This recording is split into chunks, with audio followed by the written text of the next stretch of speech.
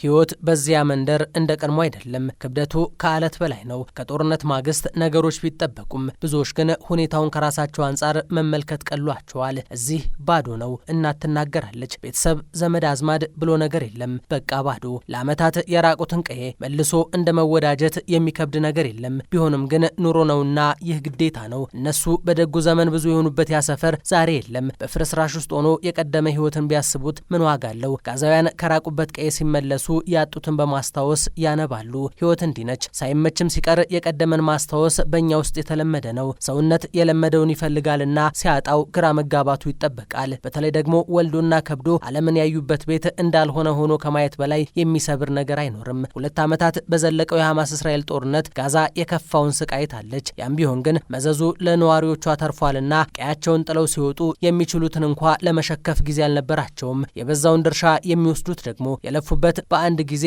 ወደ አመድ የተቀየረባቸው ቤተሰቦች ናቸው። እነሱ ከንብረት በላይ ቢያንስ ከቤተሰቦቻቸው አንዱ ጎድሏል። እናት፣ አባት፣ ልጅ፣ ሚስት፣ ባል ብቻ ዝርዝሩ ይበዛል። አሁን ግን ነገሮች እየተመለሱ ይመስላል። ለዓመታት የራቁትን መንደር ናፍቀው ወደ ቀያቸው የሚመለሱ ጋዛውያን ከቀን ቀን ቁጥራቸው ከፍ ማለት ይዟል። እናም ሁሉም የሚናፍቀው ነገር ቢኖር እንዲህ እንደ በፊቱ በሰፈራቸው መቦረቅን ነው። ሆኖም የተፈጠረባቸው ጠባሳ ያንን እንዲያደርጉ አይፈቅድላቸውም። ጋዛን መልሶ ለመገንባትም ዓመታት መፍጀቱ የሚጠበቅ ነው። እንደ ቢቢሲ ዘገባ በሺህ የሚቆጠር የጋዛ ነዋሪ ከጦርነቱ ማግስት መንደሩን ናፍቆ መመለስ ጀምሯል። በመካከለኛው ምስራቅ የደህንነት ጉዳዮች ዙሪያ የሚጽፉት የለንደኑ ፕሮፌሰር አንድሪያስ ኬርግ በጋዛ ህይወትን ከባድ የሚያደርገው ህይወትን እንደገና ከመሬት መጀመር ስለሚሆን ነው ይላሉ። ከ80 እስከ 92 በመቶ የጋዛ ክፍል ዛሬ እንዳልነበር ሆኗል። ይህ ለበዛው ጋዛ ነዋሪ የማይዋጥ መራር ሀዘን ነው። ለዚህ ነው ህይወትን እንደገና መጀመር የሚለው ቃል የሚገልጸው። በተባበሩት መንግስታት የልዩ ተልዕኮ ክፍሉ ተወካይ ጃኮ ሲለርስ በጋዛ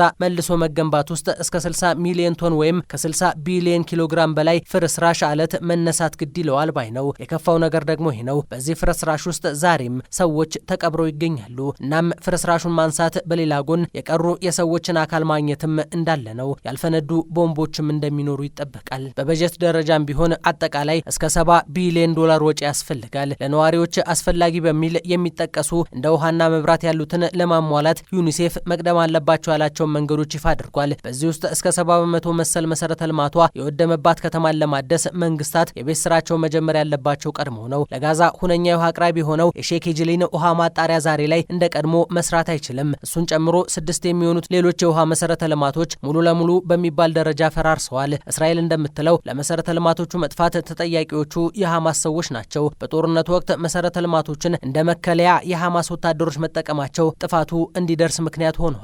አሁን ባለው አቅም 20 በመቶ ለሚሆን ነዋሪ ንጹህ የመጠጥ ውሃ ለማድረስ እስከ 50 ሚሊዮን ዶላር በጀት መጠየቁም የማይቀር ነው። በመንገድ ደረጃም ቢሆን እንደዛው ዛሬ 90 በመቶ የጋዛ መንገዶች እንዳልነበሩ ሆነዋል። የዋሽንግተን ቲንክ ታንክ ግሩፕ የፖሊሲ ጉዳዮች ከፍተኛ ተመራማሪው ሼሊ ከልበርት እንደሚል በጋዛ ቤቶችን ብቻ ለመገንባት ምናልባትም እስከ 2 አስርተ ዓመታት ሊያስፈልግ ይችላል። ሌሎች መሰረተ ልማቶችን ስንጨምር ደግሞ ሊፈጅ የሚችለውን ዓመት መገመት ቀላል ነው። በጤናው ዘርፍም ቢሆን በተመሳሳይ እዚህ ጋር የጤና ባለሙያዎች እንደሚመክሩት አሁን በጋዛ ያለው የጤና ሁኔታ ከዚህ በፊት ከነበረው ሊከፋ ይችላል። ምክንያቱም ምንም በሌለበት ሁኔታ ጤና እንጠብቃለሁ ማለት ዘበስ ስለሚሆን፣ በተለይም እንደ ተላላፊ የሆድ ውስጥ በሽታዎች በጋዛ ምድር የሰዎችን ህይወት ከወዲሁ መቅጠፍ ጀምረዋል። የመብራት አቅርቦት በጋዛ ቅንጦት ነው። እንደ ዓለም ባንክና የአውሮፓ ህብረት ምልከታ ከ80 በመቶ በላይ የኃይል አቅርቦት በዚህ ከተማ የለም በሚባል ደረጃ ላይ ይገኛል። በግማሽ እንኳ ወደ አገልግሎት ለመመለስ እስከ 500 ሚሊዮን ዶላር ያስፈልጋል። ከሁሉ በላይ የከፋው የጋዛ የቀድሞ ሰብል አብቃይ የነበረ መሬት ላይ የደረሰው ውድመት ነው። እንደ ዘርፉ ባለሙያዎች ጥናት ቀደም ሲል የወይራ ዛፎችን የያዘ መሬት ወደ ነበረ ተለውጧል። ከ82 በመቶ በላይ የሰብልና 97 በመቶ የዛፍ መሬት ሙሉ ለሙሉ ከጥቅም ውጪ ሆኗል። እናም ጋዛውያን ዳግም ራሳቸውን እንዲመግቡ ለማድረግ ዓመታትን መጠበቅ የግድ ይላል። እስከዚያው ሀገራትና ግብረሰናይ ድርጅቶቻቸው ምግብ ማቅረብ ሊጠበቅባቸው ነው። ዓለም እንዲህ ነች። ከጥፋት ማግስት ዳግም ማንሰራራት በየዘመኑ የሚመጣ ሌላኛው መልኳ ነው። ተጎጂው ግን ነዋሪዋ። ጋዛ ከጥፋቷ ማግስት ግንባቷ ሀገራትን አስጨንቋል።